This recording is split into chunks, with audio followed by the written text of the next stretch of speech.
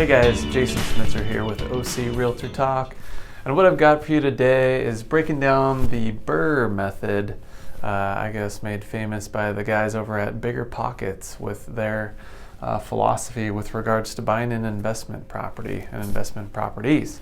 So I figured I'd break that down for you guys just because I had a recent client talk about it, and I thought it was pretty interesting digging into it, just how my own philosophy coincides with the Bigger Pockets guys, because I'm a big fan of those guys over there. So anyways, if you don't know what the Brrrr method is, it's short for buy, rehab, rent, refinance, repeat. And there are varying degrees of criteria in which they recommend when you buy, rehab, rent, etc. But I'm just going to kind of give you my take on that, because unfortunately their method isn't necessarily applicable in the state of California in this particular market, just because of the way things are moving. And it doesn't make a lot of sense, but I'm just going to apply it to a market like today. So you buy, ideally, the gist of it is investors are always looking for a good deal. If you can buy under market value, the more under market you can buy, the better.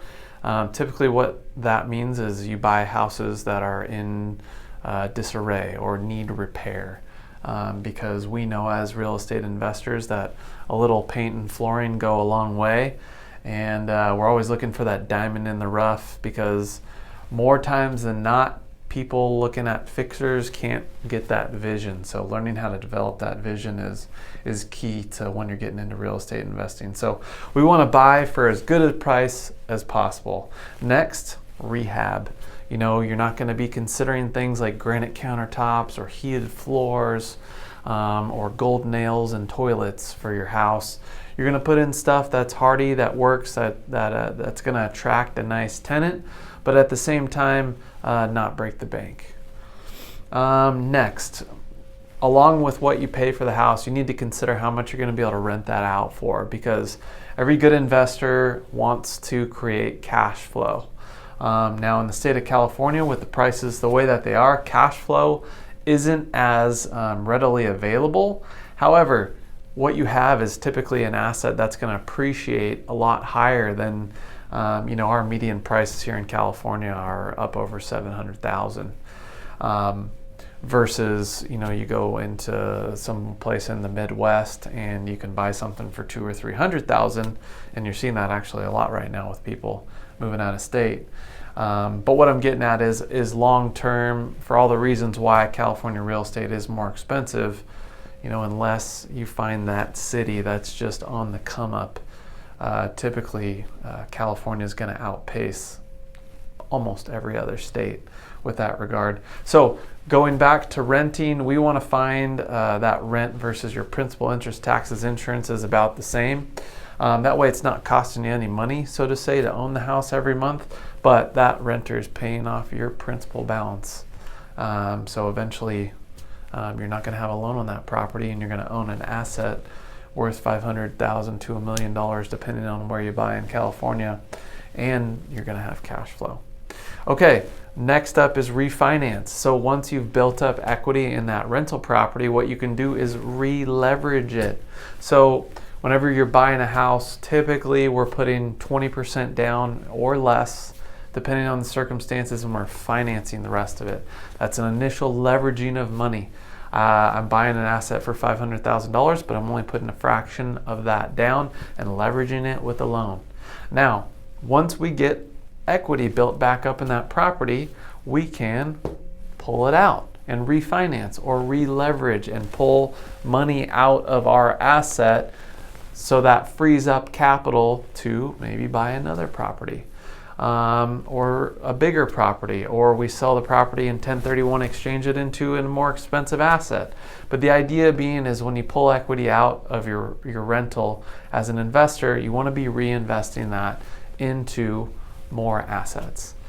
So going back to the whole Brrrr method, it's really is my philosophy on investing. You use leverage to get yourself into an investment, and then you re-leverage that property to buy more investments, because for a lot of reasons, of course. But the main thing is, and I'll just end on this, is, you know, when you're buying $500,000 worth of stocks, you need $500,000 to do that. When you're buying $500,000 worth of real estate, if you're buying an owner occupied, you only need 3% of that, which is $15,000. And you're able to borrow the other $485,000 tax-free. You don't get taxed when you take out a loan on that. So that's just one simple reason of why the Brrrr method or the leveraging method or my investment method makes so much sense for the long term. So hope you found this video interesting and educational. Would love it when you share with friends and family, because my biggest goal here is to educate you guys. That way, when you go to make your next purchase, your next sale on your real estate portfolio, you're armed with information so you can make the best decisions possible for you and your family. And of course, we always love to help you guys out with that if we can. So if you ever have any questions with regards to your own real estate portfolio, please feel free to reach out to us, phone call, message, or book a free consultation online. We are free to you. No obligations for those consultations. So anyways, thanks again for watching. Catch you on the next one.